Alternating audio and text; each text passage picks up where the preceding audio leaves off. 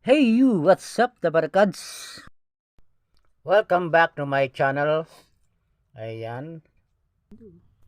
So ayun, nakita niyo ba yung mga painting sa labas na pinakita ko the barkads? I-dispose natin yan the barkads sapagkat mayroon pong kumuha ng mga painting.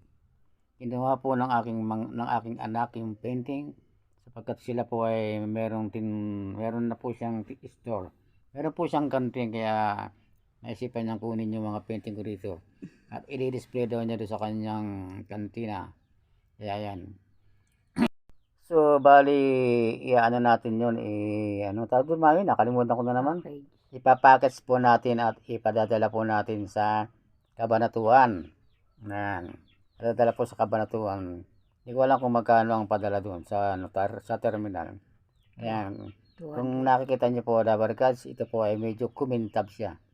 Ayan, pinakintab ko. Nilagyan ko siya ng top coat para naman maganda-ganda at tumibay ang kanyang pintura pag may top coat na.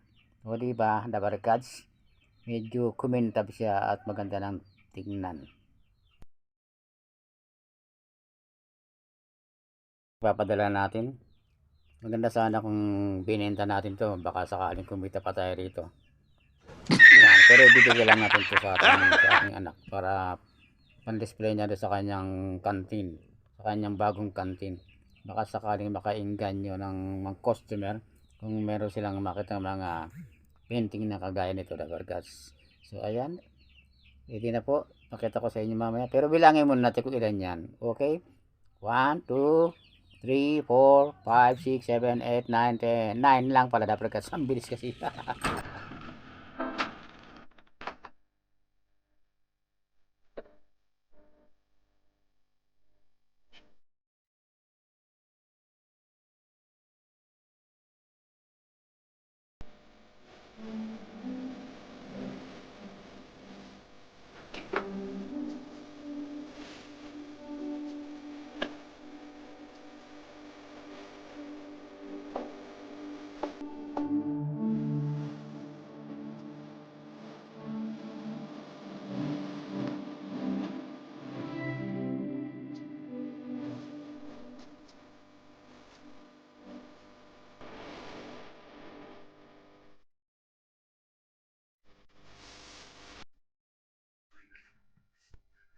So, ayun, the barkads, kasama ko ang aking apo na si Glyza. Ayan, bali tatlo kaming pupunta doon sa terminal ng Cabanatuan. Ayan, wala na po yung mga painting dyan.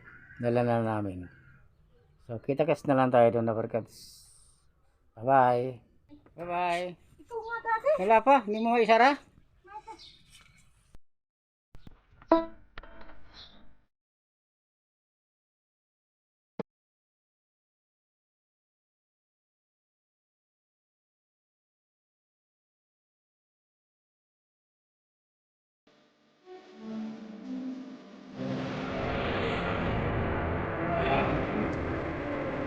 Kami sa kada ng Cabanatuan.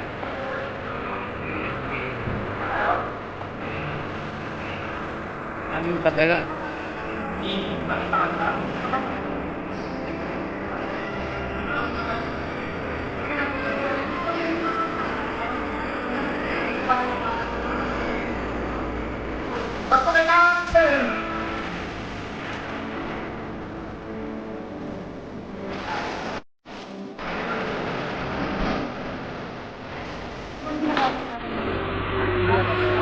Nabili mo 200.